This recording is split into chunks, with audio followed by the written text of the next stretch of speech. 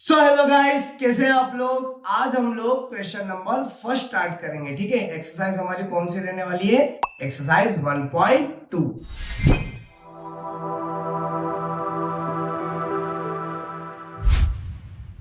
चलिए बेटा, देखिए आपकी स्क्रीन पर एक सवाल दिख रहा है आप लोगों को। इसका हमने बेसिक लास्ट लेक्चर में कंप्लीट किया है।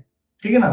इसके बेसिक में हम लोगों ने तीन चीजें पढ़ी थी, याद है? इरेशनल नंबर क्या होता है, कोप्राइम नंबर क्या होता है, और फंडामेंटल थ्योरम ऑफ अरिथमेटिक, है ना, अंकगणित की आधारभूत प्रमेय का एक पॉइंट पढ़ा था। वो तीनों चीजें यहाँ पर काम आने वाली है। देखो पहली चीज तो यहीं पे काम आ रही है, कौन सी? कि जो रूट 5 है ना, स्क्वायर रूट 5। वो स्क्वायर रूट 5 को देखो आप, ये 5 कभी भी स्क्वायर रूट से बाहर निकल सकता है क्या? नहीं। तो पहली चीज तो ये कंफर्म हो गई कि ये तो इरेशनल नंबर ही है ना। बट अब इसको प्रूफ करना है तो दोनों पॉइंट काम आएंगे। कैसे? देखिए, इस क्वेश्चन की शुरुआत हमको किस चीज से करना है? एक प्रेजेंटेशन के। प्रेजेंटेशन क्या रहेगा हमारा? Answer number 1। हिंदी में क्या लिखते हैं हम लोग इसको? उत्तर क्रमांक 1, है ना। फिर यहां पर हम क्या लिखेंगे? टू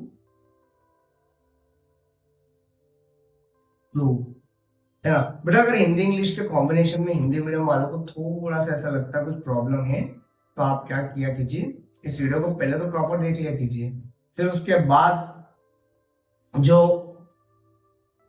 स्लाइड्स है जो आप लोगों के लिए बनाई गई है स्टैंडर्ड आंसर्स की, उसको देखते हुए एक बार और रिपीट कर लिया कीजिए वीडियो को, तो आपको प्रॉपर तरीके से क्लियर हो जाएगी सारी चीज, है ना। हिंदी इंग्लिश का मैं समझ सकता हूँ कि हिंदी मीडियम को इजीली इंग्लिश का क्लिक नहीं हो पाता, है ना। टू प्रूव मतलब क्या होता है? सिद्ध करना है। क्या सिद्ध करना है? एज इट इज लिख देंगे हम, क्या?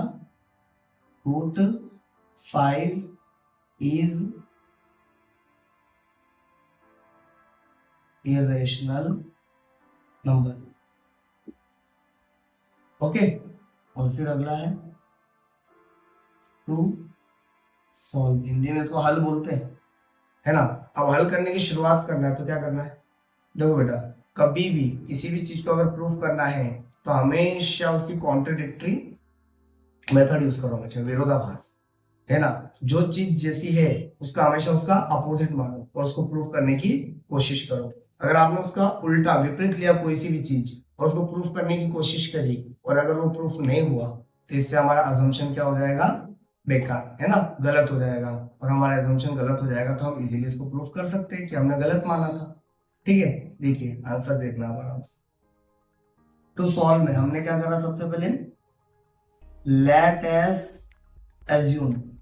लेट अस एज्यूम मतलब क्या होता है? माना कि। हिंदी मीडियम वाले लिखते हैं माना कि। क्या मानेंगे? प्रूफ करना है कि इरेशनल नंबर है, तो मानना पड़ेगा इसको कि ये रेशनल नंबर है। Root 5 is a rational number, है ना। ये हमको मानना पड़ेगा कि रूट स्क्वायर रूट 5 क्या है? हमारा एक परिमेय संख्या है ना। इसको परिमेय संख्या मानना पड़ेगी। क्या बोला मैंने पहली स्टेप? कि अपरिमेय सिद्ध करना है तो परिमेय मानना पड़ेगा।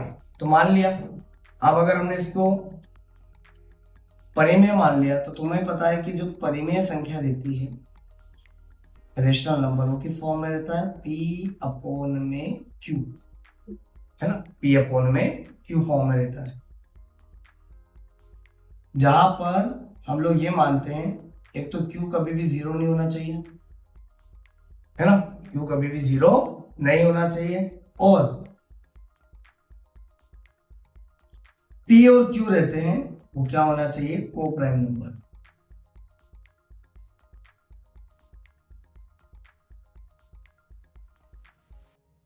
है ना। पी और क्यू को क्या मानना है? सह अभाज्य संख्या। अब पॉइंट समझ में आएंगे आपको धीरे धीरे करके, ठीक है ना।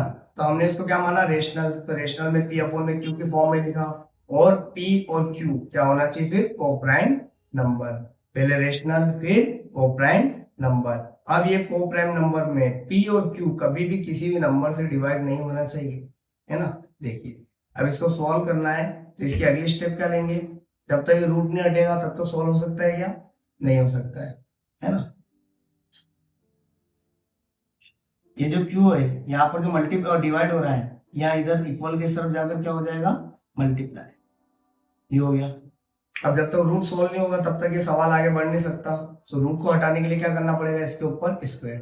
तो स्क्वायर सिर्फ इसके ऊपर नहीं लगा सकते, है ना, लेफ्ट और राइट दोनों तरफ हमें क्या करना पड़ेगा, स्क्वायर लगाना पड़ेगा। हिंदी में वर्गमूल बोलते हैं इसको, है ना, दोनों तरफ वर्गमूल लगाने पर। हिंदी इंग्लिश में क्या बोलते हैं हम लोग, squaring both side and we get. अगर हम दोनों तरफ स्क्वायरिंग करेंगे तो हमें क्या मिलेगा, दोनों तरफ वर्गमूल लगाएंगे तो लगा के देख लेते सर, पता चल जाएगा। ये इसका स्क्वायर हो जाएगा और ये इसका स्क्वायर। अब 5 का स्क्वायर तो होता है 25 और क्यू का स्क्वायर होता है क्यू का स्क्वायर, है ना। तो ये क्या है, ये हो गया 5 का स्क्वायर, है ना। बेटा 5 का स्क्वायर होता है क्या, √5, वो सॉरी 25, है ना, 5 का स्क्वायर। पर हमें क्या लेना था, √5 लेना था, है ना। मैं करवाते जा रहा हूँ और आप भी करते जा रहे हो। ये देखो, ये √5 था, है ना, ये याद रखना। √5 का स्क्वायर क्या होता है, सिर्फ 5 होता है, ये भी याद रखना। √5 का स्क्वायर क्या होगा, 5 होगा। अब आगे बढ़े हम लोग, इसको स्क्वायर करने के बाद हमको थोड़ा सिंपल मिल गया। अब सिंपल मिल गया तो हमें पता चला कि जो 5 इधर मल्टीप्लाई हो रहा है वो p स्क्वायर को जाके क्या कर रहा है, डिवाइड कर रहा है। क्या कर रहा है, डिवाइड कर रहा है। बस यही तो पॉइंट चाहिए था, ये पॉइंट चाहिए था। आप बोले सर p स्क्वायर को डिवाइड कर रहा है, p को थोड़ा कर रहा है। तो मेरी पिछली वाली वीडियो में आप लोगों को समझाया था कि अगर कोई भी नंबर किसी भी नंबर के स्क्वायर को डिवाइड कर रहा है तो उसके ओरिजिनल नंबर को भी डिवाइड कर सकता है, ठीक है ना। तो हम लोग लिख देंगे यहाँ पर, क्या लिख देंगे कि अगर 5 है वो डिवाइड कर रहा है, भाग दे रहा है इसको p स्क्वायर को,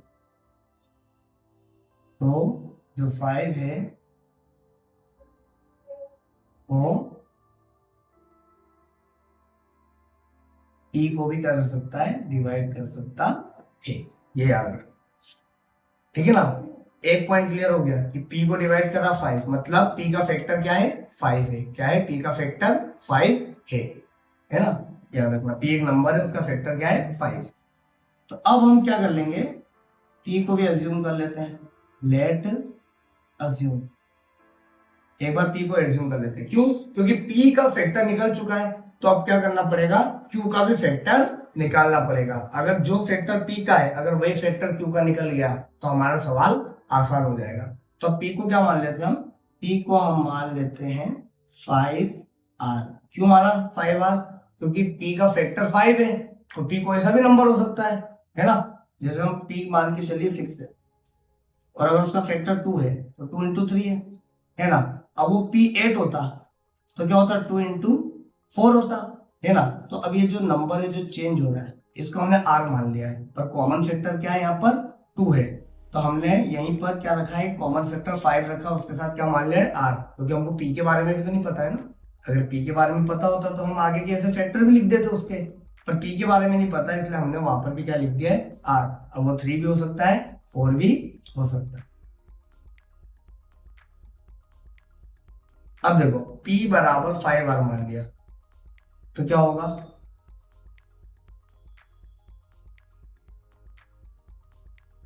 तो ये होगा कि जो √5 है उसको हम p अपोन में q की जगह क्या लिखेंगे, 5r अपोन में q। r छोटा लिखना है ना बेटा, वो मैंने थोड़ा प्रेजेंटेशन को इंप्रेसिव बनाने के लिए कर दिया। अब इसको आगे सॉल्व करने के लिए क्या करना पड़ेगा, इसको सॉल्व करने के लिए वही जो पिछली बार हमने करा था, q को ऊपर ले गए थे, 5r लिखा था, फिर क्या कर दिया था, दोनों को स्क्वायर करना पड़ेगा, दोनों तरफ स्क्वायरिंग करना पड़ेगा। क्यों करना पड़ेगा दोनों तरफ स्क्वायरिंग, क्योंकि दोनों तरफ स्क्वायरिंग नहीं करेंगे तो यहाँ से स्क्वायर रूट भी हटेगा नहीं, ठीक है ना। अब दोनों तरफ स्क्वायरिंग कर देते हैं, ये हो गया 5q का स्क्वायर बराबर 5r का भी स्क्वायर, ठीक है ना। √5 का स्क्वायर क्या होता है, 5 होता है, और ये q स्क्वायर होता है, यहाँ 25 होता है और यहाँ पर आर का स्क्वायर होता है। ठीक है, अब चूंकि आपको पता है ये 5 को नीचे लाने का कोई रिलेवेंस नहीं है, 5 को नीचे क्यों नहीं लाऊंगा मैं, क्योंकि ये जो आर है, ये वाले जो आपको नंबर दिख रहा है, ये बेटा पी है, पी को माना है हमने, तो पी को तो हम प्रूव कर चुके हैं ना। क्या प्रूव कर चुके हैं कि पी को तो 5 डिवाइड करता है, तो इसको बार बार थोड़ा इसके नीचे ला के प्रूव करते रहेंगे। अब इस बार क्या करने वाले हैं हम लोग, जो हमारा 25 है इसको हम यहाँ नीचे ले आएंगे, हम यहाँ लिखेंगे 5 स्क्वायर अपॉन में 25 बराबर आर का स्क्वायर, आर मतलब पी ही है। ठीक है, अब क्या होगा, 5 के टेबल से इसको कट कर देते हैं। कैसे कट करेंगे, 5 बन जा 5, 5 5 जा 25, तो क्या आ जाएगा क्यू स्क्वायर अपॉन में 5 बराबर आर स्क्वायर। कॉन्ग्रेचुलेशन, आपको समझ में आ रहा है कि 5 क्या कर रहा है, क्यू स्क्वायर को भी डिवाइड कर रहा है, तो 5 क्या करेगा, क्यू को भी डिवाइड करेगा। अब देखो, हम लोग वही स्टेटमेंट लिख देंगे कि if 5 divides q square then 5 can divide q also. मतलब 5 अगर क्यू स्क्वायर को डिवाइड कर रहा है, भाग दे रहा है, उसको भागित कर रहा है, विभाजित कर रहा है, तो 5 क्या कर सकता है, क्यू को भी डिवाइड कर सकता है।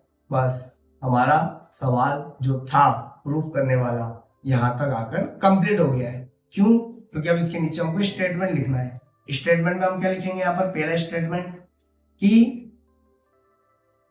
क्लियर हो चुका है, क्लियर दैट स्पष्ट हो चुका है, हिंदी में बोलते हैं है ना, कि 5 is the common factor of P and Q।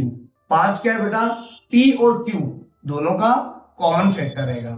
Hindi में कॉमन फैक्टर को बोलते हैं बेटा उभयनिष्ठ गुणनखंड, मतलब जो P में भी आता है, जो Q में भी आता है, दोनों का कॉमन है ना। अगर ये दोनों का कॉमन है, P और Q का कॉमन फैक्टर क्या आ चुका है, 5। तो देन हम ये बोल सकते हैं P और Q को प्राइम नंबर नहीं है। लाइन याद आ गई बेटा, लास्ट लेक्चर की स्टार्टिंग में ही बताया था मैंने कि अगर किसी भी दो नंबरों का कोई कॉमन फैक्टर आ जाता है अदर उन दोनों नंबरों को छोड़कर, मतलब अगर उन दोनों नंबरों को एक अदर नंबर क्या करता है, डिवाइड करता है, तो वो नंबर कभी भी प्राइम नंबर नहीं हो सकते। और अगर बेटा ये प्राइम नंबर नहीं है तो ये रेशनल नंबर भी नहीं है, और ये रेशनल नंबर नहीं है तो फिर क्या बोलेंगे हम लोग, हमने अजम्पशन गलत लिया था, हमने गलत मान लिया था, हमारी मान्यता गलत थी। ये क्या कहलाएगा, इर्रेशनल नंबर है ना। ये परिमेय संख्या नहीं है, ये क्या है, अपरिमेय संख्या कहलाएगी। इसके आगे हम लोग लिख देंगे हैंस, हैंस बोलते हैं इंग्लिश में, और इधर अतः बोलते हैं है ना। हैंस क्या बोलेंगे, आवर assumption is wrong, हमारी मान्यता गलत थी। क्या बोलेंगे, √5 is a irrational number है ना, याद रखना।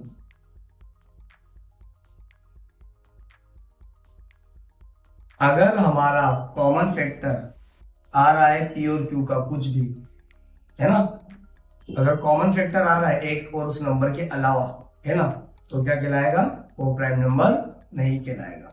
ये देखिए, अब देखिए हम स्टार्टिंग से एक बार और इसको चेक कर लेते हैं। फिर हमने क्या समझा इसको, हमने सबसे पहली स्टेप में क्या करा बेटा, इसको मानना है ना। क्या माना इसको हमने, ये रेशनल नंबर है ना, अज्यूम करा था हमने, अजम्पशन लिया। फिर अजम्पशन लेने के बाद इसको क्या माना हमने, P अपॉन में Q, और ये P और Q दोनों क्या होना चाहिए, को प्राइम नंबर भी होना चाहिए, है ना। जो बेटा मान रहे हैं फिर उसको प्रूफ भी करना है, और अगर प्रूफ नहीं कर पाए मतलब हमने माना गलत था, तो हमारा पहला पॉइंट को प्राइम नंबर प्रूफ करना है। तो अब को प्राइम नंबर को प्रूफ करने की ये स्टेप बेटा जो रहती है यहां से लेकर यहाँ, ये तो आपको ऑटोमेटिक आ जाएगी एक बार अगर आपने फर्स्ट लाइन अगर अच्छे से लिख लेते हो, तो इसको सॉल्व ही करना है फिर कैसे भी करके, है ना। इस पर प्रैक्टिस करना है आपको, इस पर प्रैक्टिस करना है। फिर सेकंड स्टेप जब हम यहाँ से शुरू करेंगे ये, तो फिर इसको भी, ये तो पिछली बार की तरह ही है, लास्ट स्टेप जो हमने करी है, ये एज इट इज हम लोगों ने इसको क्या करा है, रिपीट ही करा है, ठीक है। और इसको क्या करा हम लोगों ने, स्क्वायर रूट हटाने के लिए स्क्वायरिंग कर दी, है ना, दोनों तरफ, याद रखना स्क्वायरिंग हमको दोनों तरफ करना है।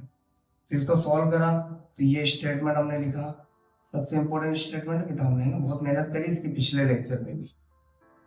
और अब लास्ट में क्या आएगा इसका,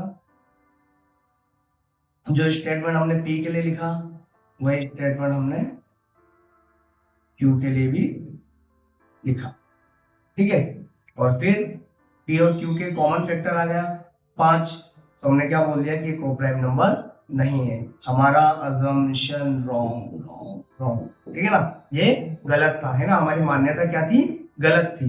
तो √5 क्या हो जाएगा, एक इरेशनल नंबर, क्या होगा, इरेशनल नंबर। सिर्फ ये क्वेश्चन बेटा जो शॉर्ट दिख रहा है ये लॉन्ग है, इसके बाद अगर इसके थोड़े बड़े क्वेश्चन आएंगे ना 3 प्लस √5, ये बहुत इजी रहेंगे हमारे, उसके बारे में भी हमने सीखा लास्ट लेक्चर में, है ना, मैं आपको रिवाइज कराऊंगा ये सारी चीजें। ये देखिए अब आप लोगों को क्या करना है, स्क्रीन को करना है पॉज और इसको करना है नोट, ठीक है बेटा। ये थ्योरेटिकल क्वेश्चन है, इसकी तो आपको सीरियसली बहुत प्रैक्टिस करना पड़ेगी और अलग अलग क्वेश्चन ले लेकर प्रैक्टिस करना पड़ेगी, है ना। मैंने आप लोगों के लिए प्रैक्टिकल क्वेश्चन भी तैयार किए हैं ना, 3 से 4 कॉमनली, है ना। एनसीईआरटी के सिलेबस है बेटा कंप्लीटली कवर है, तो आप लोगों को इन्हीं क्वेश्चंस के ऊपर अच्छे से फोकस करना है ना। एज इट इज कभी भी क्वेश्चन बुक से नहीं पूछे जाते, बोर्ड एग्जाम में समझना पड़ेगा आप लोगों को। ये देखिए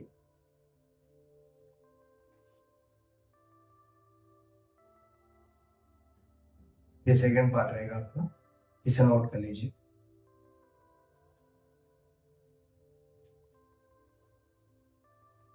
इस वीडियो को देखने से पहले बेटा बेसिक वीडियो को 2 बार देख लेना, 3 बार देख लेना, 4 बार देख लेना, है ना। क्यों, क्योंकि इस जो वीडियो है उसके बाद एज इट इज इन्हीं चीजों को हमने प्रैक्टिकली अप्लाई करा है, जो वहां सीखा है उसको यहाँ पर प्रैक्टिकली अप्लाई करा है, तभी जाके हम वेरीफाई कर पा रहे हैं इसको। अब आपका देखिए स्टैंडर्ड आंसर, ये आपका स्टैंडर्ड आंसर में हम लोगों ने क्या करा है, देखिए प्रूफ करा पहले, फिर टू सॉल्व, फिर पहले अज्यूम करा, ये देखिए ये कैलकुलेशन, ये बेटा सो नाउ सिंस हैंस ये लगाने की आदत डाल लीजिए ना, ये थोड़े स्टैंडर्ड क्वेश्चन का आंसर रहता है, सॉरी मतलब क्वेश्चन के स्टैंडर्ड आंसर रहता है। ये देखिए यहाँ पर भी एज इट इज लिया है, देखो हमने क्या करा यहाँ पर, ये 5 से 25 को कट किया था, है ना, तभी जाके यहाँ 5 आया था, है ना। आप इसको नोट कर लीजिएगा अभी पॉज करके वीडियो। फिर ये स्टेटमेंट में हमने क्या लिखा कि p² और q² डिवाइड हो रहा है 5 से, तो p और q भी डिवाइड हो रहे हैं, और हो रहे हैं ये सब डिवाइड, तो मतलब 5 क्या है बेटा, इसका कॉमन फैक्टर है। ये देखो ये लाइन बहुत इंपॉर्टेंट लाइन, सबसे इंपॉर्टेंट लाइन यही, ठीक है ना।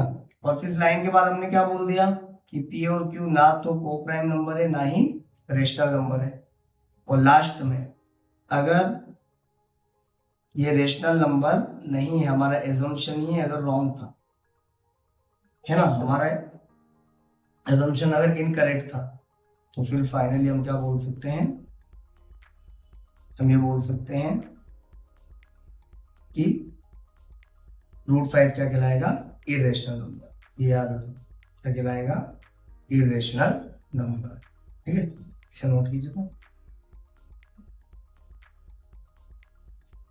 सर ये कितने मार्क्स का आता है बेटा, ये भी 2 मार्क्स का आता है ना। इतनी मेहनत करना पड़ेगी, मैं कहूंगा मेहनत तो करना पड़ेगी, पर इतनी कोई खास आप लोग मेहनत नहीं करोगे इसके अंदर, है ना, ऑलरेडी क्वेश्चन के अंदर ही आंसर दे रखा है, तो उसी को प्रूफ करना आपको, काहे की मेहनत। जिसका आंसर ना दे रखा हो उसको मेहनत बोलते हैं, है ना। प्रूफ करने को कोई मेहनत नहीं बोलते, जो दे रखा हो जिसका आंसर है, ठीक है ना। अब हिंदी मीडियम वालों आप भी आ जाइए, ये देखिए क्या ये अपरिमेय संख्या है ना। हम लोगों ने कहां से शुरुआत करी थी, यहां से। सिद्ध करना है, हल करेंगे, रेशनल माना तो इसको सॉल्व करा और पी और क्यू दोनों के क्या निकाले, फैक्टर निकाले। दोनों के फैक्टर क्या निकल रहे हैं, 5, है ना। ये दोनों स्टेप तो बड़ा अच्छे से याद रखना। पहले स्टेप में पी का फैक्टर निकाला, फिर दूसरे में क्यू का निकाला, तो पता चला दोनों के फैक्टर सेम है। दोनों का फैक्टर क्या आ रहा है, 5। क्या आ रहा है, 5 आ रहा है। और 5 आ रहा है, इसके बाद हम लोगों ने क्या करा, स्टेटमेंट रिकॉर्ड करा कि पी स्क्वायर और 5 और क्यू स्क्वायर, 5 से क्या है, विभाज्य, मतलब 5 क्या कर रहा है, दोनों को कट कर रहा है, तो पी और क्यू को भी कट करेगा।